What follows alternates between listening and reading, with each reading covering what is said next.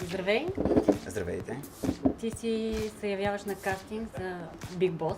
Да. Big Boss е онлайн реалити шоу, което ще се излъчва 24 часа в денонощието. Изключително новаторско, не снимат до момента в цял свят, в България нормално.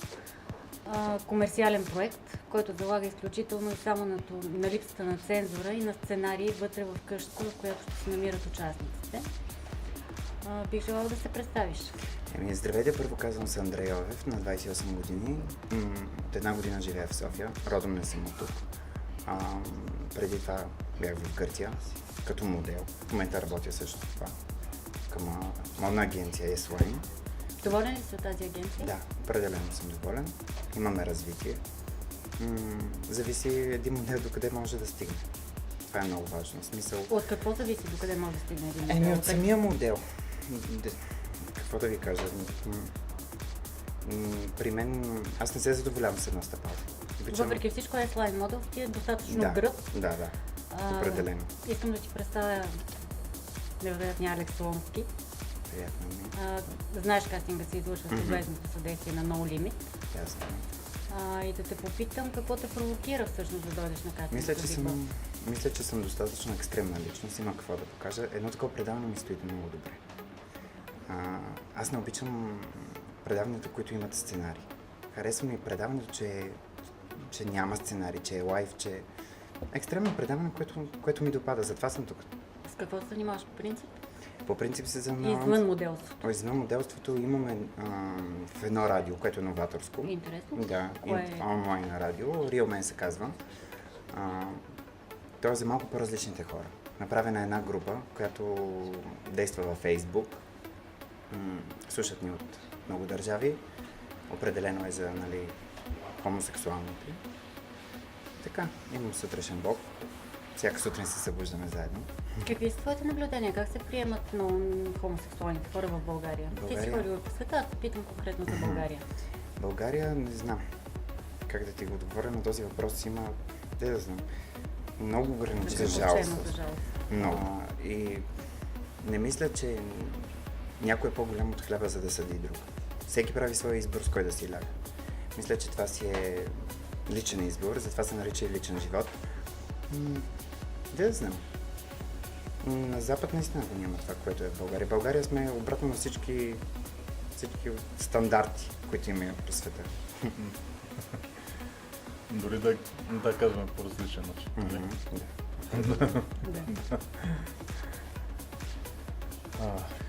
Каква е първата крачка, ако ти хареса някой, към който смисъл? Ако някой ме хареса от... Не знам от кой и в живота, и в къщата, и където и да е. Смисъл да го сваляш. Да знам, аз не съм от хората, които действат. В смисъл, не съм толкова активен. Как се случва? Винаги трябва да има подаден сигнал от среща.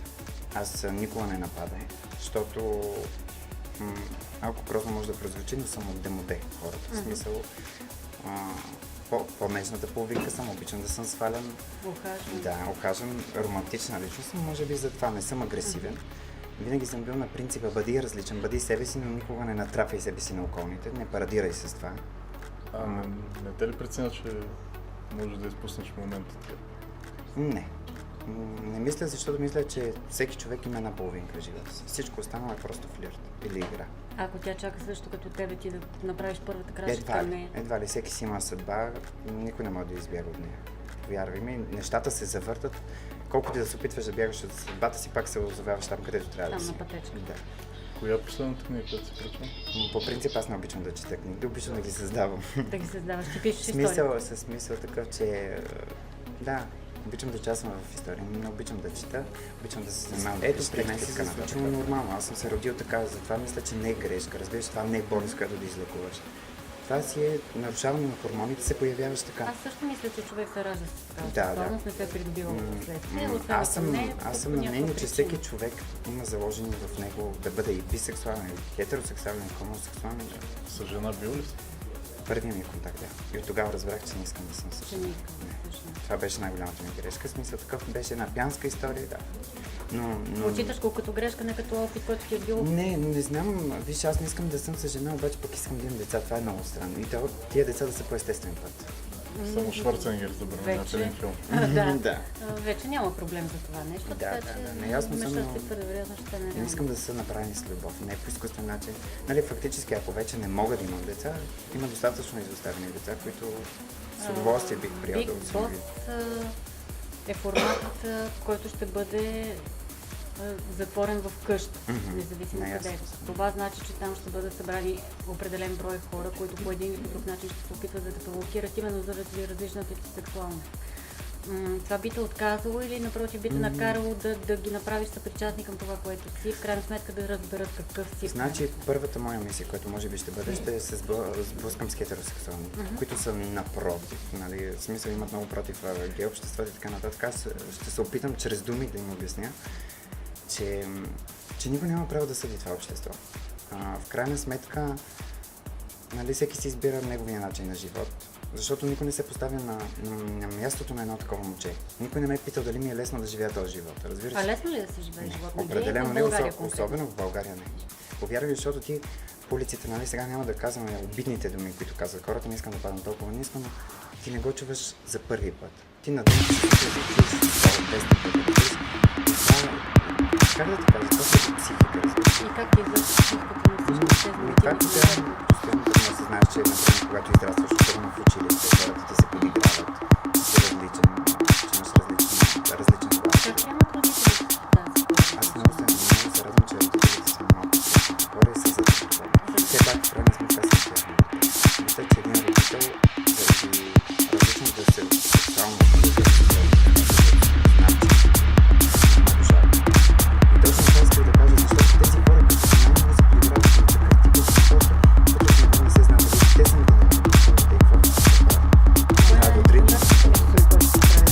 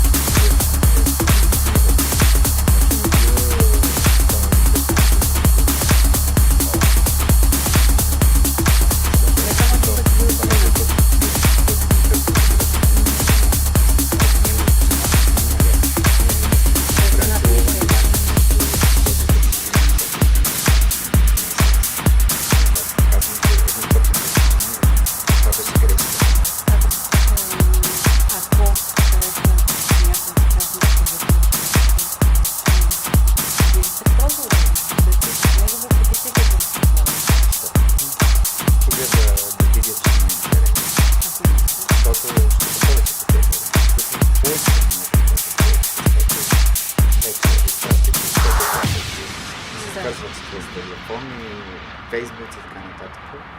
Това е известно на много хора. Е някаква нова новина, която разкриваме. И да, ще бъде интересно. Каза, че жи точката на жената се знае къде е, но за мъжа е простатата. Доколкото знам, аз и съм чувала. Защо повечето мъже се лишават от това удоволствие? Защото не го приемат обществото, не го приема... Защо? Не се знам, лишават не от мога да удоволствие? говоря от... Сигурно, защото боли. Не знам, не бих могла да знам. Зависи. Ако знаеш как, няма как да те боли. Това е въпрос на гледна точка и на практика, може би, да знам. Опит трябва. Тренинг. Да. Тренинг трябва. Ами ако Алекс няма други въпроси, много ти благодаря, Аз също ви благодаря. че се яви на кастинга за Big Boss. Се надявам да се видим вкъщи. Тя.